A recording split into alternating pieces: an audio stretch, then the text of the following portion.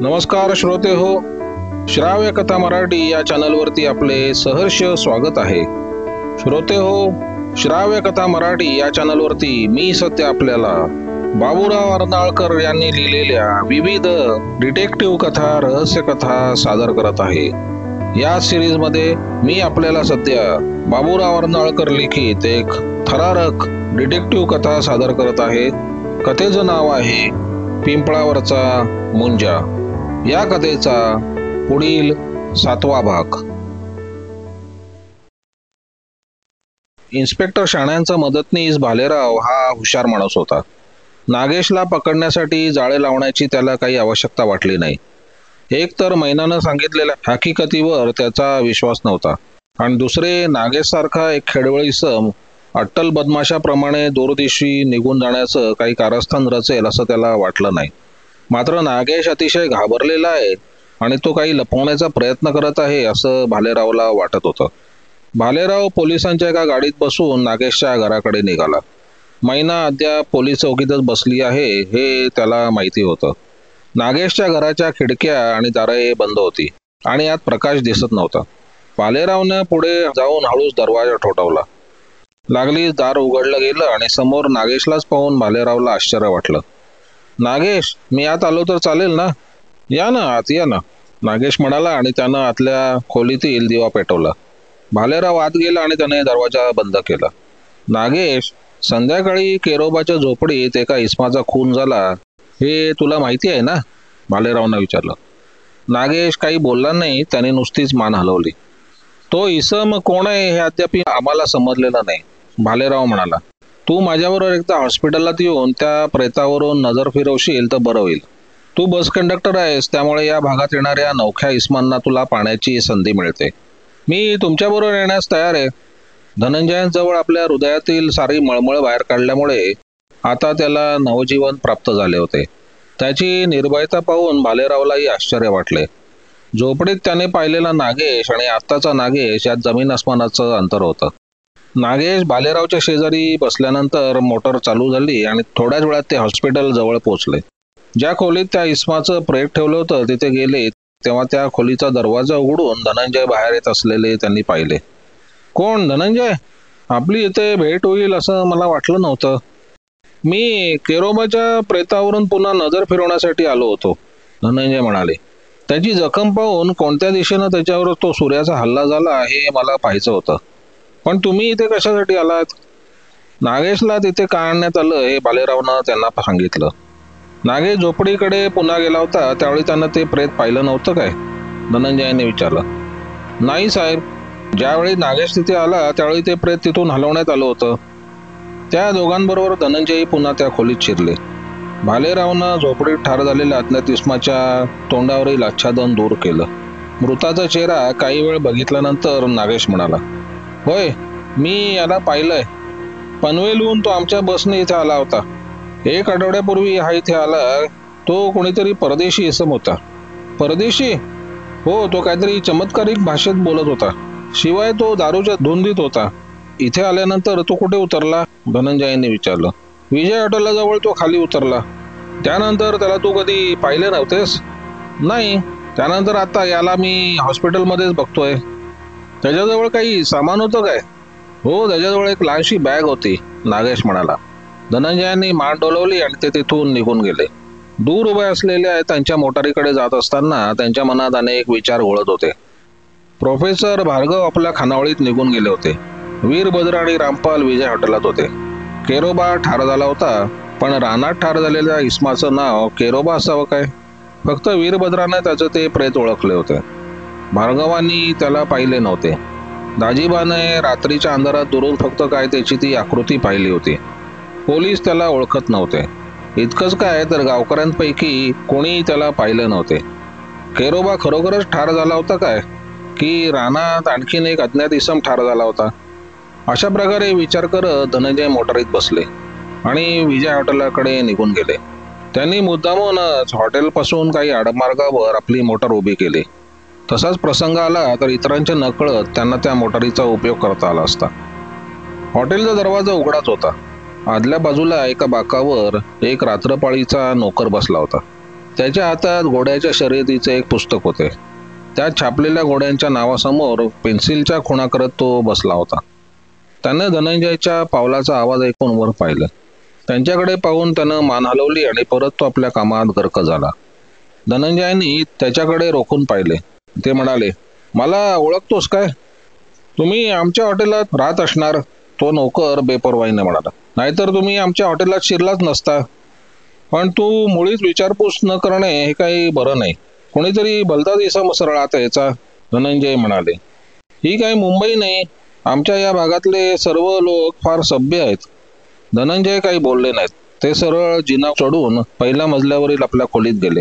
ते अतिशय थकून गेले होते. हॉटेलातील सर्व वातावरण अगदी शांत होते. धनंजयाने हळूच तिथली खुर्ची खिडकीजवळ ओढून घेतली आणि ते सिगरेट ओढत बसले. गेल्या काही तासांमध्ये अनेक गोष्टींबद्दल ते विचार करत होते. जरी अनेक घटना घडू लागल्या होत्या तरी ते एकाच रहस्याचे दुवे असले पाहिजेत हे त्यांनी ओळखले होते. बऱ्याच गोष्टी त्यांनी तर्काने ओळखल्या होत्या, पण केरोबा नाव धारण करून तेथे राहणारा इसम कोण ही महत्वाची गोष्ट अद्यापही त्यांना समजलेली नव्हती. तो दुसरा खून ज्यावेळी झाला त्यावेळी रानात त्यांच्याखेरीज 4 इसम होते. केरोबा, वीरभद्र, प्रोफेसर भार्गव आणि दाजीबा. रामपालही तिथे जडून राहण्याचा संभव होता. रामपालचा त्या रहस्याशी काहीतरी महत्वाचा संबंध असावा हे आता उघड झालं होतं. काळ्या बाजारासंबंधी तो जे काही म्हणाला त्यावर धनंजयचा विश्वास नव्हता. रामपाल काहीतरी महत्वाचे दडवण्याचा प्रयत्न करत होता याबद्दल त्यांना शंका नव्हती. सरकारने त्यांना ज्या एका कामाकरता त्या भागात पाठवले होते त्यासंबंधी त्यांच्या मनात विचार आले. सरकारी अधिकाऱ्यांना नुसता संशय होता, पण काही पुरावा नव्हता. चालू भानगडीचा त्या प्रकरणाशी कितपत संबंध असावा याबद्दल त्यांनी विचार केला. केरोबाच्या घराजवळच्या रानात 3 वेगवेगळ्या प्रवृत्तीची माणसे त्या रात्री गेली होती. प्रोफेसर भार्गव, वीरभद्र आणि रामपाल. कोणीतरी नागेशला जाणून बुजून कचाट्यात अडकवण्याचा प्रयत्न करत होता, यात मुळीच शंका नव्हती. त्यावरून त्या रहस्यात भाग घेणाऱ्या बदमाशांची कुठेतरी काहीतरी चूक झाली असावी असं त्यांना वाटलं. नागेशनं ते पार्सल दुपारीच पोचवायला हवं होतं, म्हणजे खून होण्यापूर्वीच ते पार्सल त्या झोपडीत पोहोचले असते. पण नागेशला विस्मरण झाले आणि त्यामुळे ते पार्सल संध्याकाळी खून झाल्यावर तो घेऊन गेला होता. नागेशच्या त्या चुकीमुळे ते रहस्य अधिक गुंतागुंतीचे झाले असेल का? त्यामुळे खुनी इस्माला आपल्या योजनेत काही फेरबदल करावा लागला असेल का? पण या प्रश्नाचे उत्तर देण्यासाठी त्या अज्ञात इस्माला केरोबाच्या झोपडीत का ठार करण्यात आले हे समजणे आवश्यक होते. कोणीतरी त्यालाच केरोबा समजून चुकीनं त्याचा खून केला असावा असं दिसत होतं. त्या अज्ञात इस्माला विषप्रयोग करून मारणाऱ्या इस्मानं केरोबाला कधी पाहिलं नसावं असंही म्हणता येण्यासारखं होतं. कारण तो खून होण्यापूर्वी कित्येक दिवस केरोबा झोपडीत न राहता त्या पडक्या बंगल्यातील गुप्त जागेत दडी मारून बसला होता हे त्यांना समजलं होतं. पण त्या टेबलावर तो नोटांचा ढिगारा का टाकून देण्यात आला होता? त्या परदेशी इस्मानं तर ते पैसे खचित बरोबर आणलेले नव्हते. शिवाय त्या ब्रिटिशांच्या काळातल्या नोटा होत्या. त्या कित्येक वर्षापूर्वी रद्द करण्यात आलेल्या होत्या. त्या हजारो रुपये किमतीच्या नोटा होत्या. ज्यावेळी त्या कोणी जमा केल्या होत्या त्यावेळी केवढी तरी श्रीमंती त्याला प्राप्त झाली होती. पण नंतर कोणी त्या बदलून घेण्याचा प्रयत्न केला नव्हता. त्या नोटा कोणी अप्रामाणिकपणे मिळवलेल्या नसाव्यात. कित्येक वर्षापूर्वी दरोड्याचे ते पैसे असावेत, पण ते पैसे त्या झोपडीत कसे आले आणि कोणी ठेवले असावे हे काही समजत नव्हतं. हवेमुळे आगीची एक ठिणगी समोर चकाकताना धनंजयांना दिसली. त्यांनी हळूच मान बाहेर काढून बघितले. कोणीतरी शेजारच्या खोलीमध्ये खिडकीत सिगरेट फुंकत त्यांच्याप्रमाणे खुर्चीत बसलं होतं. तो इसम कोणाची तरी वाट पाहत असावा की त्याला बाहेर जायचं होतं. मध्यरात्र उलटून गेली असतानाही तो खिडकीत का बसून राहिला होता? पण त्याबद्दल त्यांना विचार करायला अवधी मिळाला नाही. कोणीतरी हळूच त्यांचा दरवाजा ठोठावला. ते हलक्या पावलानं पुढे झाले आणि त्यांनी दार उघडले. समोर दाजीबा उभा होता. साहेब, मी तुम्हाला नेण्यासाठी आलोय, तो हळूच त्यांच्या कानात म्हणाला. कुठे? चांगूच्या झोपडीत, दाजीबा म्हणाला. तो कुत्रा आता सावध झालाय. सारखा घरातून बाहेर पडण्याची धडपड करतोय. हो असं? धनंजय म्हणाले. चल, आपण लागलीच तिथे जाऊया. धनंजय भरवेगानं मोटारीतून चांगुणाबाईच्या घराकडे गेले. त्या घराच्या समोरच असलेल्या एका झाडाच्या बुंद्याला टेकून एक शिपाई डुलक्या देत होता. धनंजयांच्या मोटारीने तो जागा झाला. त्याने त्यांना ओळखले आणि पुन्हा डोळे मिटून घेतले. धनंजय आणि दाजीबा घरात शिरले तेव्हा तो कुत्रा दाराजवळ आला होता. त्यांना पाहताच तो एका कोपऱ्यात जाऊन उभा राहिला. धनंजयाने कुत्र्यावरून हात फिरवण्याचा प्रयत्न केला. तो कुत्रा प्रथम भुंकला, पण धनंजय जेव्हा त्याच्या पाठीवरून हात फिरवू लागले तेव्हा तो शांत झाला. धनंजय कुत्र्याला गोंजारत होते. तेवढ्या अवधीत दाजीबानं एक लांबलचक दोरी तयार केली. ती दोरी कुत्र्याच्या गळ्याला बांधली आणि ते त्याला घेऊन बाहेर पडले. बाहेरची हवा लागताच कुत्र्याला बराच आनंद झालेला दिसला. तो रानाच्या रोखाने चाललाय, दाजीबा म्हणाला. तो त्याच दिशेला जाईल असं मला वाटलंच होतं, धनंजय म्हणाले. थोड्याच वेळात ते बरेच दूर निघून गेले. चांगुणाबाईच्या घरातील प्रकाश आता झाडीमुळे दिसेनासा झाला होता. उपासमारीमुळे खंगलेला तो कुत्रा नाकानं जमिनीचा वास घेत शक्य त्या वेगाने पुढे चालला होता. अधूनमधून तो थांबत होता, वर्तुळाकार फिरत होता आणि पुढे जात होता. केरोबाचा खून झालेल्या ठिकाणी हा जात असावा, धनंजय म्हणाले. मला तसं वाटत नाही, दाजीबा म्हणाला. बहुतेक कुत्रे मृत्यूच्या ठिकाणी जाण्यास कचरतात असा माझा अनुभव आहे. दाजीबाचे म्हणणे खरे ठरले. ज्या झाडीत तो खून झाला होता त्या ठिकाणापासून तो काही अंतरावर थांबला. दगडी पुतळ्याप्रमाणे काही क्षण तो त्या झाडीकडे पाहत राहिला. नंतर मोठ्याने किंचाळला व भरवेगात तिथून निघाला. अधूनमधून तो कुत्रा धापा टाकी आणि जमिनीवर बसून विश्रांती घेत असे आणि नंतर पुन्हा चालायला सुरुवात करी. आता हा कुत्रा खात्रीनं त्या ओसाड बंगल्याकडे जात आहे. या कुत्र्यानं माझ्या मनातील एक संशय दूर केलाय, धनंजय म्हणाले. रानात केरोबाचाच खून झालाय हे आता सिद्ध झालंय. आपल्या धन्याचा वास त्याला लागलाय आणि त्या वासावरून तो त्या पडक्या घराकडे चाललाय. यावरून आणखीन एक गोष्ट सिद्ध होते. त्या पडक्या घरात केरोबाच लपून राहिला होता आणि तेथून तो आज रात्री चांगुणाबाईच्या घराकडे आला होता. त्या पडक्या घराजवळ आल्यानंतर कुत्र्यानं जमिनीवरच लोळण घेऊन पुन्हा विश्रांती घेतली. काही अंतरावर असलेला तलाव तिथून स्पष्ट दिसत होता. धनंजयांनी आकाशाकडे पाहिलं आणि म्हणाले, आता आपल्याला घाई केले पाहिजे का? कारण लवकरच काहीतरी घडणार आहे असं मला वाटतंय. पहाटेला सुरुवात होताच कोणीतरी इथे विमान उतरवण्याचा प्रयत्न करेल असं मला वाटतंय, धनंजय म्हणाले. विमान? आश्चर्याने दाजीबा म्हणाला. अहो साहेब, हे कसं शक्य आहे? इथं दाट झाडी आहे. हेलिको जातीचं विमान कुठेही उतरवता येतं, धनंजय म्हणाले.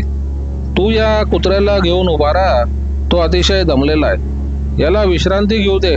मी एकटाच पुढे जातो. दाजीबाला त्या कुत्र्यासह तिथे सोडून धनंजय घाईघाईने तलावाकडे जाऊ लागले.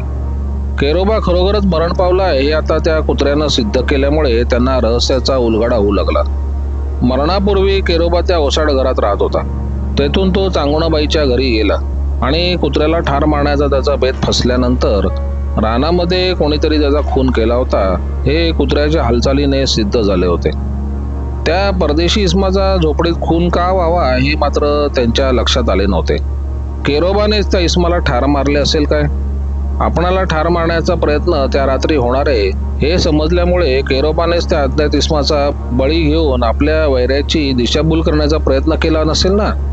आणि म्हणूनच त्याने झोपडीतील आपली सर्व मालमत्ता हलवून ती त्या पडक्या घरातील गुप्त ठिकाणी नेली आणि फक्त त्या कवडी मोलाच्या नोटा मुद्दामून त्या झोपडीत ठेवून दिल्या. केरोबा कंजूस आणि वेडगळ इसमय अशी गावकऱ्यांची समजूत होती. ती त्या नोटांच्या ढिगाऱ्यामुळे सार्थ होणार होती. केरोबाने अशा प्रकारे त्या रानात वास्तव्य केले होते की तो बराच काळ तिथे राहूनही त्याला प्रत्यक्ष कोणी पाहिले नव्हते. कोणाला जर त्याच्याबद्दल काही माहिती असली तर ती पुढे येऊन सांगण्या इतके धैर्य त्यांच्यात नव्हते. त्याला ओळखणारे लोक त्याच्या कचाट्यात सापडले होते आणि आपण पुढे आल्यास आपले गुप्त रहस्य उघडकीस येईल अशी त्यांना भीती वाटत होती. केरोबाच्या खुनाचे किटाळ आपल्यावर येऊ नये या भीतीनं वीरभद्राने आपले तोंड थोडेसे उघडले होते. वीरभद्राने जर आपले तोंड बंद ठेवले असते तर झोपडीत ठार झालेल्या इस्मालाच सर्वजण केरोबा समजले असते. त्या परदेशी इस्माला केवळ बळी देण्यासाठीच इथे बोलून घेतले होते याबद्दल त्यांना शंका नव्हती. पण त्याला केरोबाने बोलवले होते की त्याच्या वैऱ्याने हे मात्र त्यांना निश्चितपणे सांगता येत नव्हते. खुनी इस्माने त्या अज्ञात इस्मालाच केरोबा समजून ठार मारण्याचा संभव होता. केरोबा अत्यंत व्यवस्थित इसम होता. सिगरेटची राख टेबलवर पडलेली त्याला खपत नसे असं वीरभद्राने त्यांना सांगितलं. त्याच्या उलट झोपडीत खून झालेला इसम कमालीचा अव्यवस्थित होता. त्या घरात साचलेल्या केरकचऱ्यात तो खुशाल राहत होता. धनंजयांनी कानोसा घेतला. रातकिड्यांच्या आवाजाखेरीज दुसरा कसलाही आवाज होत नव्हता. त्यांनी आपल्या घड्याळाकडे पाहिले. नुकते 3:30 वाजले होते. त्यांनी आता आपली दिशा बदलली आणि ते पडक्या बंगल्याकडे जाऊ लागले. तेथे आपल्याला कोणीतरी भेटेल असं त्यांना वाटत होतं. नागेश डोळे मिटून एका खुर्चीवर पडला होता. तो अतिशय थकून गेला होता. गेल्या कित्येक दिवसात त्यानं अतिशय मानसिक कष्ट घेतले होते. पण आता धनंजय सारख्या एका प्रख्यात गृहस्थाने त्याला मदत करण्याचं आश्वासन दिलं होतं. त्यामुळे आता आपले वाईट दिवस मागे पडले असं त्याला वाटू लागलं होतं. अंगावरील कपडे न उतरवताच तो खुर्चीवर बसला होता. कारण धनंजय किंवा पोलीस तिथे केव्हा येतील याचा नेम नव्हता. खुर्चीवर अंग टेकता त्याने डोळे मिटले गेले होते आणि थोड्या जावतीत त्याला गाढ झोप लागली. त्यामुळे रस्त्यावरून दबकत येणाऱ्या इसमाच्या पावलांचे आवाज त्याला ऐकू आले नाहीत. कोणीतरी दबकतच त्याच्या दाराजवळ आले आणि दार उघडण्याचा प्रयत्न करू लागले. पण दाराला आतून कडी घातलेली होती. बाहेरील माणूस काही वेळ थांबला आणि नंतर तो तिथल्या एका खिडकीजवळ गेला आणि ती उघडण्याचा प्रयत्न करू लागला. त्याच्या सुदैवानं खिडकीच्या फटीतून बोट घालून त्याला ती कडी काढता आली. मोठ्या सावधगिरीने त्याने ती खिडकी उघडली आणि आत प्रवेश केला. त्याला नागेशचे घोरणे स्पष्ट ऐकू येत होते. हळूहळू तो इसम त्या घोरण्याच्या आवाजाच्या दिशेने पुढे सरकू लागला. अचानक नागेश जागा झाला. कोण आहे असं त्याने विचारलं आणि डोळे फाडून तो पाहत होता. पण अंधारामुळे त्याला नीट काही दिसत नव्हतं. घड्याळाच्या आवाजाखेरीज त्याला दुसरा कसला आवाज येत नव्हता. कोण आहे असं त्याने पुन्हा विचारलं. तू त्या खुर्चीवरून उठू नकोस. जर उठलास तर त्याचा परिणाम फार वाईट होईल. या अंधारातून मी तुला पाहू शकतोय, कोणीतरी हलक्या आवाजात म्हणाले. अंधारात तुला दिसते त्यावरून तू कुठल्या तरी माजलेला बोका असशील, नागेश म्हणाला. तू कोण आहेस आणि तुला काय पाहिजे? जे दिल्यामुळे तुझं काही नुकसान होणार नाही अशी वस्तू पाहिजे मला. ती वस्तू तुझ्याजवळच आहे अशी माझी खात्री आहे.